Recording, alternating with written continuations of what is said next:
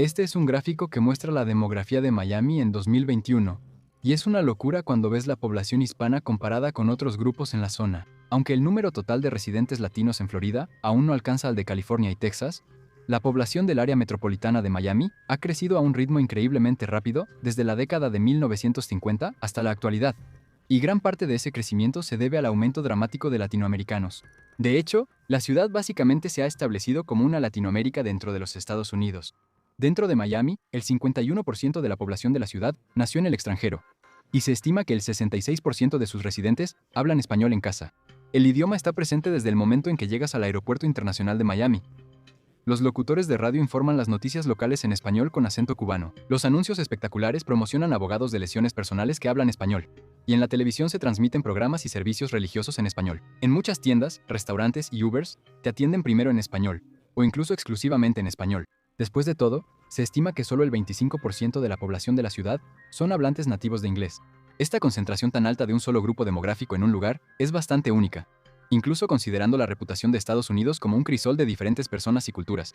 Es tentador pensar que esto es un evento reciente, pero algunas de las razones detrás de la reputación de la ciudad de convertirse en una nueva Latinoamérica en realidad se remontan a hace tiempo. Y aunque solemos asociar la inmigración latinoamericana a Estados Unidos con cruces ilegales en la frontera mexicana o con trabajos poco calificados, la población hispana de Miami tampoco es exactamente lo que podrías imaginar en ese sentido. En Los Ángeles, cuando escuchas español, a menudo es el idioma que hablan los meseros o los jardineros que cortan el césped en el fondo.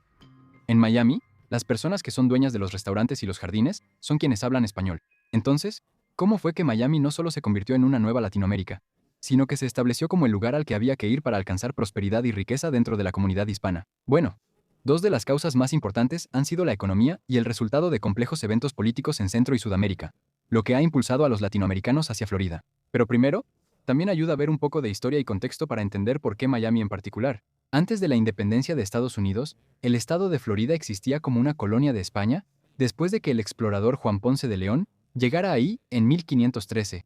El estado fue cedido a Estados Unidos en 1819, y en ese entonces Miami era considerada una pequeña aldea fronteriza habitada por comerciantes. Pero a pesar del largo periodo del estado bajo dominio español, la inmigración hispana a Florida solo comenzó a aumentar a finales de la década de 1880, lo que desencadenó el inicio de varias oleadas. Entre los primeros inmigrantes estaban los cubanos y puertorriqueños que buscaban alejarse del colonialismo español, y la cercanía geográfica de Florida con Centroamérica y el Caribe la hacía un destino conveniente. Pero la economía jugó un papel importante, además de la política. El comercio entre las Indias Occidentales españolas y Florida fomentó la migración de trabajadores de plantaciones de azúcar puertorriqueños y dominicanos, y después llegaron los cubanos, ya que Florida también desarrolló su propia industria de fabricación de cigarros. Aunque los niveles iniciales de inmigración no eran tan grandes como ahora, empezaron a formar una base lingüística y cultural en el área de Miami que más tarde se volvería significativa y funcionaría como un punto intermedio hacia los Estados Unidos, donde se habla principalmente inglés. Como ocurre en muchos casos con grupos de inmigrantes étnicos o lingüísticos, los recién llegados probablemente se asienten primero en áreas donde ya viven comunidades similares, y esta base se volvería más fuerte y más importante a medida que, a partir de la década de 1960, ocurriera una segunda ola de inmigración hispana, mucho más significativa. Fue la Revolución Cubana de 1959 la que quizás fue el mayor catalizador en la transformación de Miami.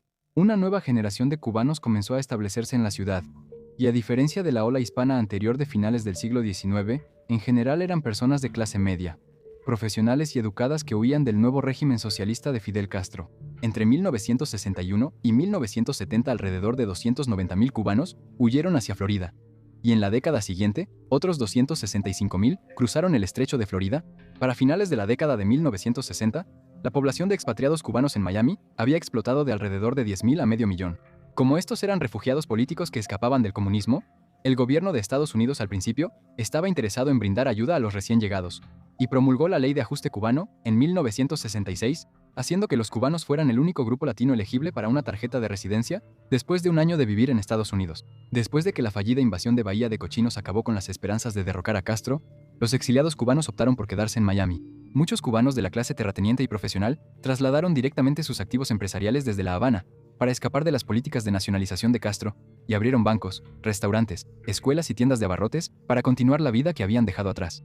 Con una sólida base cubana ya establecida, aún quedaba una ola más de migración masiva cubana, que comenzó a principios de los años 80 con el éxodo del Mariel. Debido al creciente problema económico y al deterioro en el nivel de vida en Cuba, muchos cubanos intentaron buscar asilo en las embajadas de países sudamericanos, incluyendo a más de 10.000 solo en la Embajada de Perú en La Habana. Curiosamente, el gobierno de Castro hizo un anuncio repentino diciendo que aquellos que desearan salir del país no serían impedidos. Entonces llegaron otros 125.000 ciudadanos cubanos huyendo en botes hacia Miami. El gobierno de Estados Unidos intentó disuadir la tercera ola de cubanos de llegar repatriando a algunos a la base militar en la bahía de Guantánamo y presionando al gobierno cubano para que los recibiera de vuelta. Pero vacíos legales en las leyes de asilo estadounidenses también obligaban al gobierno a recibir a los cubanos y procesar sus casos una vez que llegaban a suelo estadounidense. Para finales de los años 80, la población de Miami ya era un 26% latinoamericana, la mayoría de los cuales eran cubanos. Pero los exiliados hispanos en Miami no se limitaban solo a los refugiados cubanos, y a medida que la ciudad se convirtió en un enclave de habla hispana, en una zona cercana del territorio continental de Estados Unidos, empezó a servir como un imán para otros grupos latinoamericanos, nicaragüenses que huían del gobierno marxista-sandinista y de la guerra civil que siguió en los años 70 y 80, también eligieron Miami como destino. Al igual que los cubanos, los exiliados nicaragüenses eran generalmente miembros de la alta sociedad, y trabajadores calificados que empezaron a fundar negocios y a transferir sus recursos comerciales a la ciudad. Problemas políticos adicionales en países centroamericanos como El Salvador y Guatemala también provocaron más inmigración hacia lo que ahora era una ciudad latina en rápido desarrollo. Mientras tanto, a principios de la década de 1990, Colombia se vio profundamente afectada por los cárteles de drogas, el contrabando de cocaína, la corrupción política y el terrorismo por parte de grupos paramilitares. Miembros de la clase profesional, personas adineradas y familiares de políticos se convirtieron en objetivos de secuestro por parte de mafiosos y jefes de cárteles, y esta escalada de violencia sangrienta llevó a los colombianos con recursos financieros y medios para viajar a dirigirse a Miami y al sur de Florida por su relativa cercanía. Aunque la situación en Colombia estaba mejorando a mediados de los años 2000, muchos de los colombianos que emigraron encontraron más atractivas las oportunidades económicas disponibles en Estados Unidos y decidieron quedarse. Y también fueron acompañados por sus familiares, ya que los vuelos entre Miami y Colombia se volvieron más accesibles y frecuentes. A estos grupos también se sumaron inmigrantes acomodados de habla hispana provenientes de Perú, que buscaban escapar del terrorismo y la hiperinflación que azotaban su país, y más tarde por profesionales argentinos que preferían el clima económico más estable de Estados Unidos. Para 1990, se estimaba que alrededor de 400.000 centroamericanos y sudamericanos ya residían en Florida, y esto estaba dejando su huella económica en Miami al convertir la ciudad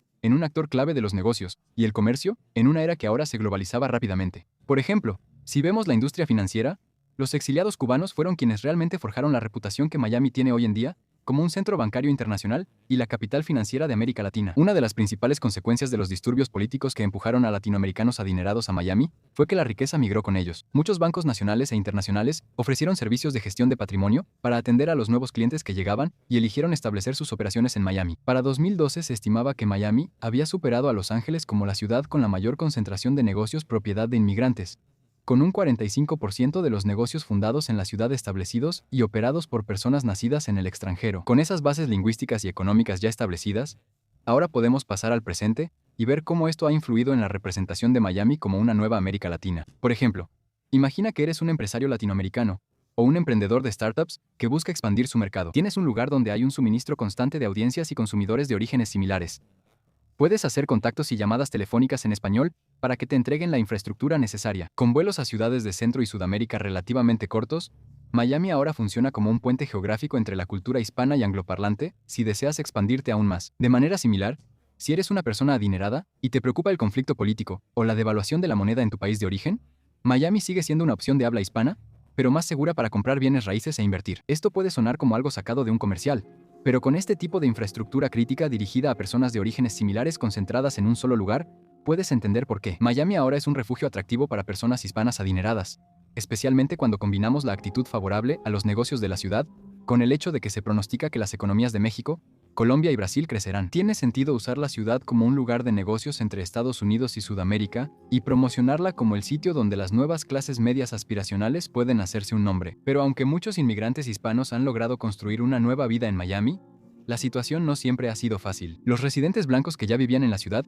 a veces se sienten amenazados por los nuevos llegados, y algunos optan por irse de Florida, mientras que las comisiones del condado aprobaron leyes que declaraban que la mayoría de los asuntos gubernamentales debían hacerse en inglés, aunque esto fue derogado más tarde en 1993. Algunos de los recién llegados de América Latina también trajeron consigo los conflictos políticos y sociales de los que habían huido. En 1975 grupos militantes cubanos llevaron a cabo más de 30 campañas de bombardeos contra presuntos simpatizantes de Castro y espías comunistas. En la década de 1980, los cárteles de la droga colombianos usaron Miami como base para organizar sus actividades en Estados Unidos, manejando el tráfico ilegal de drogas y operaciones de lavado de dinero a través de bancos y bienes raíces en Miami, además de llevar a cabo asesinatos violentos en público. Los abogados criminalistas locales también se ganaban la vida defendiendo a presuntos traficantes de drogas, y estos casos pusieron a Miami en el mapa por las razones equivocadas. Hoy en día, los residentes cubanos de Miami siguen conformando gran parte de los sectores culturales, económicos y políticos de la ciudad, seguidos muy de cerca por los colombianos. Los políticos hacen campaña en español,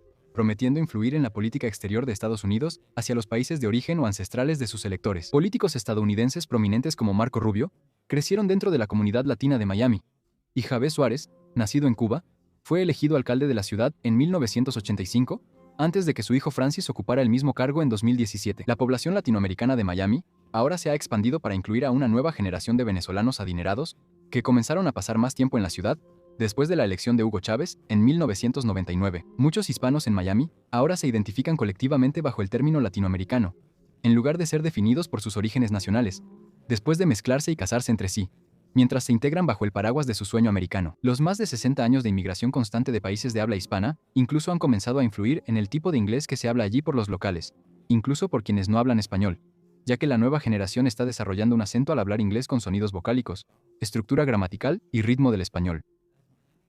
Para seguir siendo una zona económica importante, y dado que la ciudad abraza la cultura que los hispanos traen consigo, es probable que continúe desarrollándose como un centro de comercio y como una base cultural latinoamericana dentro de Estados Unidos.